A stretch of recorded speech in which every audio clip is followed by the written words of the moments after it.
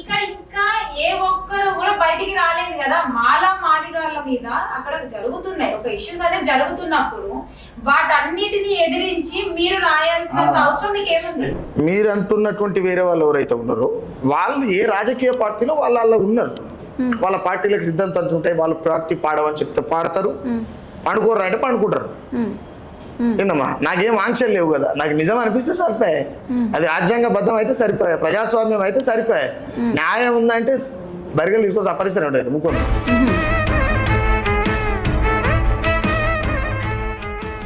అది క్లారిటీ. అంటే మీకు మీరు నేను న్యాయం ఉన్నా అనుకుంటే సరిపోతుంది. ఎదలకు పుట్టిన పుట్టకు పూజలు, నేల పాలాయ పాలదారలు, ఆవు మూత్రమే అమృతం అంటూ ఉచ్చకు దోసిలి చాపే కొందరు, మైల పట్టిన జాతులు నీటిని ముట్టినా పాపమేనని కర్కశంగా నరికి సంపుతూ కత్తుల దాహం తీర్చుతున్నారు. ఈ దేశంలో కులం ఉన్నది, ఈ దేశంలో మతం ఉన్నది, ఈ అన్నిటి పేర వివక్షత ఉన్నది. అందుకనే భారత రాజ్యాంగం రాయబడ్డది.